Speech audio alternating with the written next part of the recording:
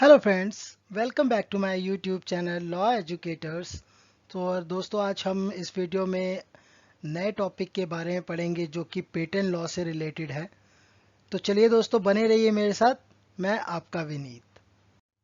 दोस्तों, इस वीडियो में आज हम पेटेंट लॉ के बारे में जानेंगे और उसकी क्लासिफिकेशन ऑफ पेटेंट्स के बारे में जानेंगे और पेटेंट लॉ इंडिया में कैसा है उसके बारे में जानेंगे और इंटरनेशनल पेटेंट लॉ के बारे में बात करेंगे हम इस वीडियो के द्वारा।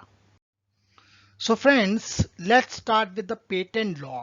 So what is the meaning of patent law and which is the important thing in this patent law? So let's start with first definition. Patent law is the branch of intellectual property law that deals with new inventions. Two important thing in this line. First, it is a branch of intellectual property law, and second, it deals with the new inventions. So invention, what kind of inventions is there? It's a new kind of invention. It's really fresh and new. Second line says the patent law is also a branch of law deals with an inventor exclusive right to use their own inventions. Means it's a kind of protection given to inventor to it's a kind of special rights, exclusive right to use their own inventions. तो दोस्तों, यहाँ पर अगर किसी ने कोई आविष्कार किया है तो उस आविष्कार को यूज करने का जो एक्सक्लूसिव राइट है, मींस जो विशेष अधिकार है, वो इन्वेंटर के पास है। तो उन अधिकारों को प्रोटेक्ट कौन करेगा? जो लॉ गवर्न करेगा, वह branch of law patent law कहलाता है। Over time, patents have been used to protect a broader variety of inventions such as coding, algorithm, business practices and genetically modified organisms. So, patents जो है वो कई बार use किया गया है broader varieties of inventions को भी प्रोटेक्ट करने के लिए, जहां पर कोडिंग है, एल्गोरिदम से रिलेटेड, बिजनेस प्रैक्टिसेस हैं, या फिर जेनेटिकली मॉडिफाइड ऑर्गेनिज्म है, साइंटिफिक है।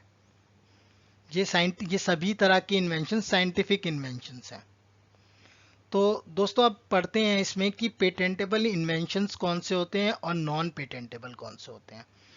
तो पेटेंटेबल इन्वेंशंस में जो पहला पॉइंट है वो ये है कि इट शुड बी न्यू और नॉट ऑब्वियस।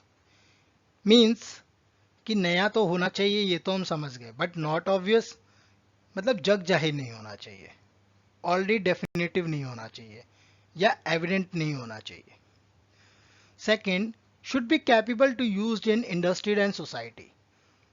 तो जो पेटेंटेबल इन्वेंशन वो इन्वेंशन होने चाहिए जो कि यूज कर सके सोसाइटी में या इंडस्ट्रीज में यूज कर सके उसका।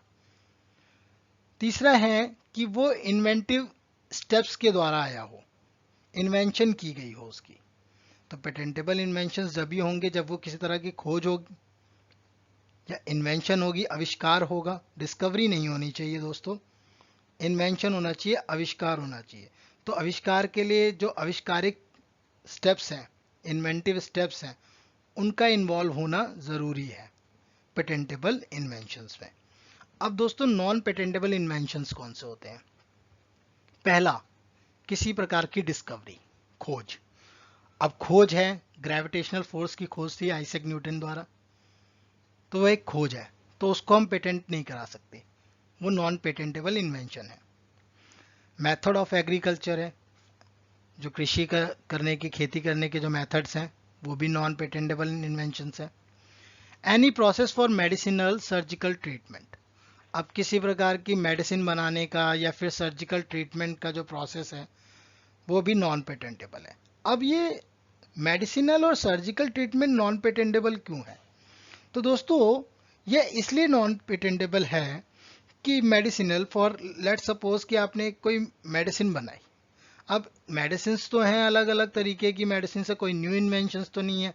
जनरली जो फार्मास्यूटिकल कंपनीज होती हैं वो एक दवाई के साथ दूसरी दवाई का टेस्ट करके एक तीसरी दवाई बनाते हैं, ठीक है? तो ऑलरेडी उनके पास पेटेंटेड है। अब ये तो है नहीं कि दो दवाइयाँ ऑलरेडी पेटेंटेड है फिर तीसरा उन दोनों को मिक्स करके एक तीसरी बना दी, तो वो प्रोसेस, मेडिसिनल प्रोसेस पेटेंटेबल करा ले। तो वो पेटेंटेबल नहीं है, वो किसी प्रकार का इन्वेंशन नहीं है। तो वो ऑब्वियस है। सर्जिकल ट्रीटमेंट जैसे होते हैं तो वो कोई पेटेंटेबल नहीं है, कोई इन्वेंशन नहीं है सर्जिकल ट्रीटमेंट। तो इसे इसलिए ही इन सभी तरह के इन्वेंशंस को, इन सभी तरह के प्रोसेसेस को, प्रोडक्ट्स को हम नॉन पेटेंटेबल इन्वेंशंस कहते हैं। तो दोस्तों आइए जानते हैं क्लासिफिकेशन ऑफ पेटेंट के बारे में, कि पेटेंट की जो क्लासिफिकेशन है वो कैसे की गई है। पहला जो पेटेंट है वो यूटिलिटी से रिलेटेड पेटेंट है, जिसमें इंक्लूड किया गया है मशीन को, प्रोसेसेस को, मेथड को, कंपोजिशन और anything manufacture that has useful and specific function. Means किसी स्पेसिफिक फंक्शन के लिए, या फिर किसी प्रकार की मैन्युफैक्चरिंग प्रोडक्ट है या मशीन है, या किसी तरह का प्रोसेस बनाया है या कोई मेथड बनाया है, ठीक है, किसी स्पेसिफिक फंक्शंस के लिए, तो ये सब, इन सब तरीके की जो यूटिलिटी है वह यूटिलिटी पेटेंट के अंदर आती है। तो जो 90% ऑफ पेटेंट्स होते हैं उसमें यूटिलिटी पेटेंट का जो वेटेज है, जो 100%, जो पूरा एक मान लीजिए जो पेटेंट की जो वेटेज है वो 100% है, उसमें से जो 90% है वो यूटिलिटी पेटेंट्स के अंदर ही रजिस्टर्ड है।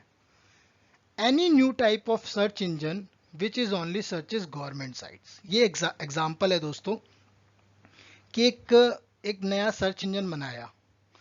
अब ये सर्च इंजन में जो है वो एक नया प्रोसेस है, नया मेथड है, एकदम न्यू फ्रेश सर्च इंजन बनाया। अब इस सर्च इंजन को जो बनाया है वो है सिर्फ गवर्नमेंट साइट्स के लिए बनाया है, जिसमें सिर्फ आप सारी चीज़ें, जो सारी गवर्नमेंट की साइट्स हैं, उनको एक जगह ही सर्च कर सकते हैं। इस तरह का सर्च इंजन बनाया है। तो ये जो पेटेंट बनाया है, इसको जो पेटेंट दिया जाएगा, जो इसे पेटेंट कराया जाएगा, वह अंडर यूटिलिटी पेटेंट में होगा। दूसरा होता है डिजाइन पेटेंट, किसी प्रकार के डिजाइन को पेटेंट करवाना।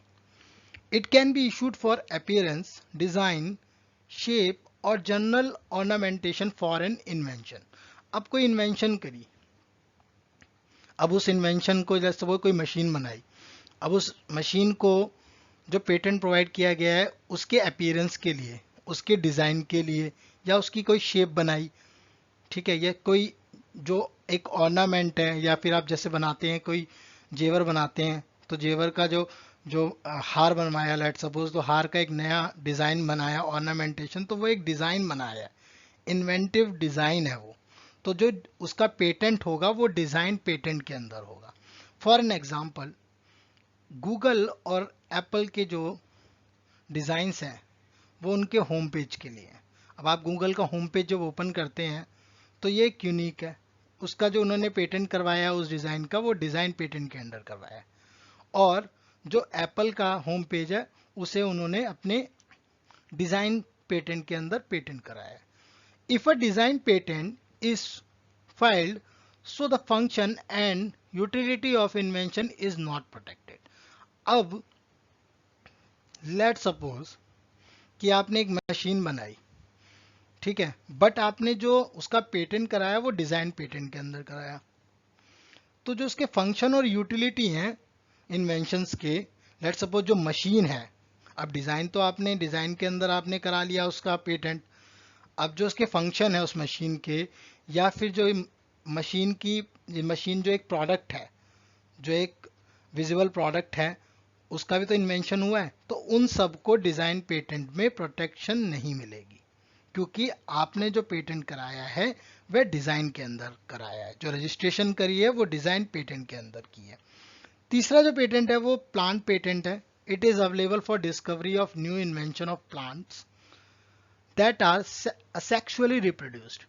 मीन्स कि कोई दो नए पौधे हैं, दो पौधों को मिलाकर या दो पौधों के बीजों को मिलाकर एसेक्सुअली रिप्रोडक्शन जो उनका होता है, जो कि बीजों के द्वारा कराया जाता है, उन दो पेड़ों के बीजों को मिलाकर एक नई हाइब्रिड बनाई, उस तरह की डिस्कवरी है जो प्लांट की, उसको इन्वेंशन कर, जो उस तरह का इन्वेंशन है प्लांट से रिलेटेड, वो सारे प्लांट पेटेंट के अंदर आते हैं, जैसे कि hybrids, mutants, sports and other plant varieties.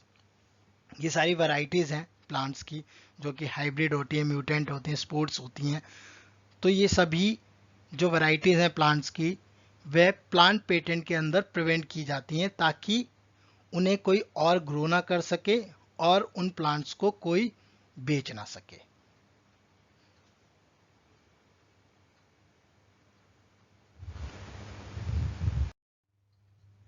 So let's start the patent law in India. So according to Indian Patent Act, in India the grant of patent is governed by Patent Act 1970 and Rule 1972. तो जो patent grant करने का जो अनुदान, जो एक right है, जो पेटेंट अनुदान है, वह किसके द्वारा गवर्न किया गया है? Patent act. Under patent act में 1970 और रूल्स 1972 में उसको गवर्न किया गया है। The patent granted under the act are operative in whole of India. यह पूरे इंडिया में एप्लीकेबल है। जो इसका ग्रांटेड पेटेंट है वह पूरे इंडिया में एप्लीकेबल होगा। तो कुछ हिस्ट्री के बारे में जान लेते हैं, उसके बारे में डीपली नहीं जानेंगे, बट ये जान लेते हैं कि इंडिया में कैसे पेटेंट लॉ का स्टार्ट हुआ। द पेटेंट लॉ ऑफ 1856, सबसे पहले 1856 में पेटेंट लॉ को डिफाइन किया गया। उसके बाद पेटेंट एंड डिज़ाइन एक्ट 1911 में, और फिर पेटेंट एक्ट 1970 और पेटेंट रूल एक्ट जो बना वो 1972 में बना। और फिर उसके बाद द पेटेंट अमेंडमेंट एक्ट 2005। जो हमारा पेटेंट एक्ट 1970 है उसमें कुछ अमेंडमेंट हुए, उस अमेंडमेंट के बाद 2005 में ये अमेंडमेंट एक्ट बना। तो कुछ ब्रीफली जानते हैं पेटेंट लॉ की पोजीशन के बारे में इंडिया में, कि पेटेंट लॉ इंडिया में क्या कहता है। A patent law is a right grant by the government that empowers the patentee to prevent or stop the use of his or her invention by third parties without his or her permission। अब कोई पेटेंटी है जिसने patent करवा लिया, एक inventor है जिसने अपना इन्वेंशन को पेटेंट करवा लिया। अब जो उस पर उसके एक्सक्लूसिव राइट्स हैं, विशेष अधिकार हैं उसको यूज करने के, वो उसके पास है। यदि कोई थर्ड पार्टी उसकी इन्वेंशन को यूज करता है विदाउट जो पेटेंटी है विदाउट पेटेंटी की परमिशन से, तो गवर्नमेंट जो है वो एक तरह का राइट प्रोवाइड कराती है, मतलब एक अधिकार अनुदान करती है कि पेटेंट के द्वारा वह उसके राइट, मतलब उसको ये अधिकार प्राप्त करती है उसे पेटेंटी को, कि वो अपने जो इन्वेंशन है थर्ड पार्टी को यूज करने से रोक सकता है। A patent is a contract between applicant, inventor and government. So it is a kind of contract between inventor and government, wherein government provides the right of protection of the invention for the limited period of time। तो यहाँ पर एक contract होता है, patent जो है वो as a contract define किया गया है गवर्नमेंट और इन्वेंटर के बीच में, जहाँ पर गवर्नमेंट उसे ये प्रोवाइड करती है कि भाई हम आपके जो राइट्स हैं इन्वेंशन से रिलेटेड इन्वेंटर के, उसे हम प्रोटेक्ट करेंगे, ठीक है, for a limited period of time. तो ये एक लिमिटेड पीरियड ऑफ टाइम के लिए हम आपको प्रोटेक्शन देंगे आपके इन्वेंशन पे। जो आपकी इन्वेंशन है उसको यूज करने के लिए जो राइट्स हैं, एक्सक्लूसिव राइट्स हैं, उनको हम प्रोटेक्ट करेंगे, ठीक है, फॉर अ लिमिटेड पीरियड। कब करेंगे? जबकि आप उस इन्वेंशन का फुल डिस्क्लोजर कर देंगे, पूरी तरह से डिस्क्लोज कर देंगे उस इन्वेंशन को। The term of protection for product patent shall be 20 years. तो जो पेटेंट का जो टर्म है, जो पेटेंटी को जो पेटेंट एक इन्वेंशन को पेटेंट करने का जो टर्म है वो 20 साल का है। तो टर्म ऑफ प्रोटेक्शन कब तक की दी जाएगी? 20 साल की दी जाएगी गवर्नमेंट द्वारा। The main purpose of getting a patent are, अब पेटेंट लेने का मेन पर्पस क्या है? पहला पर्पस है to enjoy the right over the invention. अब जो इन्वेंशन के ऊपर जो राइट्स दिए गए हैं उन्हें एंजॉय करने के लिए, उनको फुलफिल बेनिफिट लेने के लिए, फ्रूटफुल बेनिफिट लेने के लिए। दूसरा है the patent is to ensure a commercial returns to the inventor for the time and money spend in generating a new product. Let suppose मैंने एक इन्वेंशन किया तो मैंने उसमें अपना समय भी लगाया, और उस इन्वेंशन को जनरेट करने के लिए, उस न्यू प्रोडक्ट को जनरेट करने के लिए मेरा पैसा भी खर्च हुआ। तो यहाँ पर पेटेंट के द्वारा ये इंश्योर किया जाता है, जो उसका मेन पर्पस है वहाँ पे पेटेंट ये इंश्योर करता है कि जो कमर्शियल रिटर्न है इन्वेंटर के, उसको रिटर्न किया जाए, जो भी उसने उसका मनी यूज करा है उस इन्वेंशन के लिए, जो समय उसके लिए, उसको कमर्शियल रिटर्न्स प्रोवाइड किया जाए। तो यह इंश्योर करता है पेटेंट। तो इसीलिए लोग जो पेटेंट करवाते हैं अपने इन्वेंशंस को। Position of patent in India, तो इंडिया में किस प्रकार से पोजीशन है उसके बारे में जानते हैं। तो present Indian position in respect to patent law is govern by the provision of patent act 1970 as amended by the patent amendment act 2005। तो जैसे कि हम पहले ही पढ़ चुके हैं कि इंडिया में जो है वो गवर्न किया जा रहा है पेटेंट लॉ, वो जो कि पेटेंट एक्ट 1970 के अंडर है। ठीक है, तो पेटेंट लॉ को कौन गवर्न कर रहा है? Provisions of patent act 1970 as amended by the patent amendment act 2005। तो 2005 में अमेंडमेंट एक्ट बन गया था, तो वो अमेंडमेंट एक्ट के द्वारा भी गवर्न किया जा रहा है। The head patent office is located in Kolkata. तो कोलकाता में दोस्तों इसका हेड ऑफिस है, और जो फर्दर ब्रांचेज हैं इसकी वो दिल्ली, मुंबई और चेन्नई में है।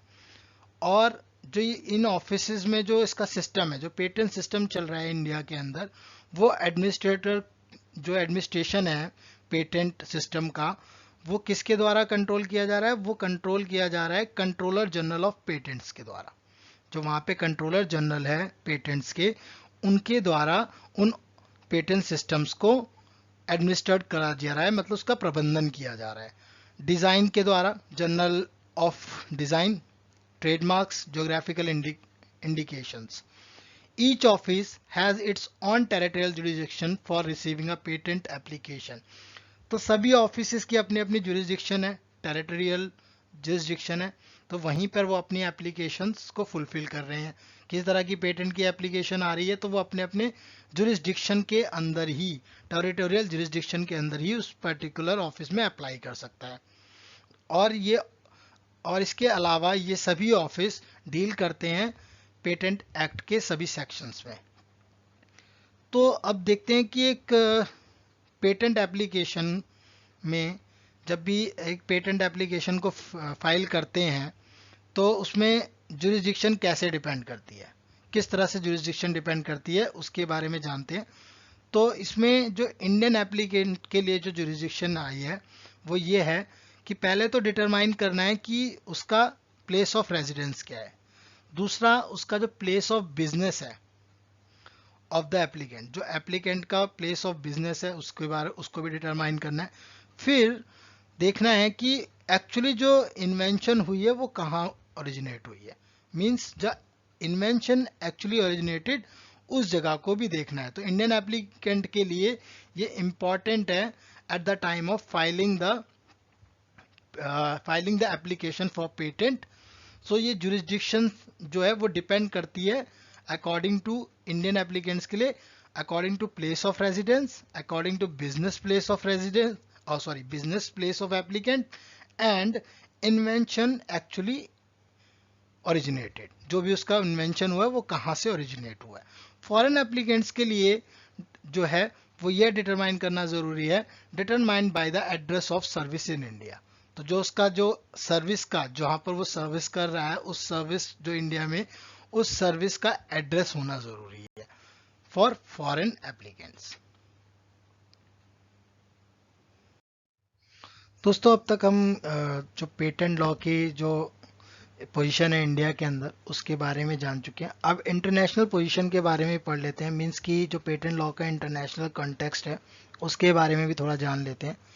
तो in England and in other parts of Europe it emerges as a form of state patronage, कि ये इंग्लैंड और यूरोप के कुछ पार्ट्स में, ठीक है, ये उभर कर आया एक राज्य संरक्षण के रूप में। स्टेट पैट्रोनेज का मतलब होता है दोस्तों राज्य संरक्षण। The concept of patent specification emerge only in 18th century. तो जो कॉन्सेप्ट था पेटेंट का, उसकी स्पेसिफिकेशन जो उभर के आई वो 18वीं शताब्दी में हुई। Then patentees began to file the statement of their invention with the court of chancery. तो पेटेंटीज ने क्या कर दिया, स्टार्ट कर दिया कि अपनी स्टेटमेंट को फाइल करना, जो उन्होंने इन्वेंशन करी है उससे रिलेटेड एक स्टेटमेंट फाइल करनी स्टार्ट कर दी। किसके साथ? कोर्ट ऑफ चांसरी के साथ। The role of patent system in first stage of industrial development can be seen from the example of famous Boulton and Watt, who secured large amount from their steam engine patent. तो दोस्तों जो patent system का जो जो role है वो सबसे पहले उसका जो फर्स्ट स्टेज है इंडस्ट्रियल डेवलपमेंट के लिए वो जो एक फेमस एग्जांपल है बॉल्टन और वॉट का, जिन्होंने लार्ज अमाउंट को सिक्योर किया था इस पेटेंट के द्वारा, जिन्होंने अपना एक स्टीम इंजन पेटेंट करवाया था। तो इसका जो फर्स्ट स्टेज जो इसकी डेवलपमेंट हुई इंडस्ट्रियल डेवलपमेंट, वह इस एग्जाम्पल मतलब इस फेमस एग्जाम्पल के द्वारा हुई कि बॉल्टन और वॉट के द्वारा जो स्टीम इंजन बनाया गया था उसको जब पेटेंट कराया गया तो उसमें इंडस्ट्रियल डेवलपमेंट हुई पेटेंट सिस्टम की। The new patent system introduced by the patent law amendment act 1852। अब पेटेंट लॉ जो अमेंडमेंट था वो 1852 में डिजाइन किया गया to attract capital for small venture and novel ideas to benefit the industry. अब जो स्मॉल वेंचर्स थे, जो छोटे छोटे उद्योग थे, उन्हें और एक इंडस्ट्रीज को एक लेट्स सपोज कि जो छोटे इन्वेंचर्स हैं, छोटे वेंचर्स हैं और किसी प्रकार की नॉवेल आइडिया, नोवेलिटी को बेसिक बोलते हैं न्यू आइडियाज, ठीक है, इनोवेटिव आइडियाज। तो जो ये पेटेंट सिस्टम है वो इंट्रोड्यूस किया गया पेटेंट लॉ अमेंडमेंट एक्ट 1852 में, जिसे डिजाइन किया गया किसको अट्रैक्ट करने के लिए कि जो कैपिटल है स्मॉल वेंचर्स की कैपिटल और उनके नॉवेल आइडियाज को जो कि बेनिफिट करेंगे इंडस्ट्री को। ठीक है, इट मींस कि यह इसलिए डिजाइन किया गया था पेटेंट लॉ अमेंडमेंट एक्ट कि जो नए आइडियाज हैं उनको अट्रैक्ट कर सकें और जो स्मॉल वेंचर्स की कैपिटल है उनको भी अट्रैक्ट कर सके ताकि बेनिफिट किसे मिले, इंडस्ट्रीज को। Patents are territorial right in general. The exclusive rights are only applicable in the country or region in which a patent has been filed and granted in accordance with the law of the country or region. The patent है वो territorial right है, means कि जहां पर आपने कराया है patent का जो राइट्स ग्रांट हुए हैं वो वहीं के रहेंगे, ठीक है, वहीं पे वो पेटेंट रहेगा। In general the exclusive right are only applicable in the country और region in which patent has been filed. अब जो उसका एक्सक्लूसिव राइट है, जो विशेष अधिकार है, वो सिर्फ कहाँ एप्लीकेबल होंगे, उस कंट्री में जहां पर वो पेटेंट फाइल हुआ है या पेटेंट जहां पे ग्रांट हुआ है, in accordance with the law of that country और रीजन, जहां पर जिस प्रकार का कानून है पेटेंट से रिलेटेड उस लॉ के द्वारा, उस कंट्री में जो भी कानून है पेटेंट लॉ से रिलेटेड उस कानून के अंतर्गत उसके एक्सक्लूसिव राइट उसी कंट्री में ही एप्लीकेबल होंगे। So friends, let's understand some international treaties which is related to the patent law, and India is also the member of these treaties as well as these organizations. So first thing, India is member of WIPO. WIPO means World Intellectual Property Organization. So what is WIPO? Now we understand it is an international organization responsible for protection of intellectual property throughout the world. जो पूरे विश्व में intellectual properties को protect करती है और protect करने के लिए रिस्पॉन्सिबल है जो ऑर्गेनाइजेशन, वह ऑर्गेनाइजेशन वीपो कहलाती है, मीन्स कि वह ऑर्गेनाइजेशन वीपो है। India is also member of following international organisation with respect to patent. तो कुछ पेटेंट से रिलेटेड जो ऑर्गेनाइजेशंस हैं इंटरनेशनल ऑर्गेनाइजेशन, इंडिया उसमें भी उनकी मेंबर है। तो हमारा भारत जो है उसमें इन इंटरनेशनल ट्रीटीज में भी मेंबर है, जैसे कि वर्ल्ड ट्रेड ऑर्गेनाइजेशन WTO। तो ये कब से है? 1 जनवरी 1995 से। दूसरी ट्रीटी है पेरिस कन्वेंशन, जो कि इंडस्ट्रीज प्रॉपर्टी को प्रोटेक्ट करने के लिए बनाया गया था, इसमें 7 दिसंबर 1998 से। And third is Budapest treaty. Budapest treaties में जो है 7 दिसंबर 2001 से जो है इन इंटरनेशनल ट्रीटीज का मेंबर है India. So friends, today's topic related to patent law is completed, and we have covered the basic information related to patent law and patent law in India and international patent law. And I hope you understand this topic. So please keep me supporting for more videos. Thank you friends. Stay safe.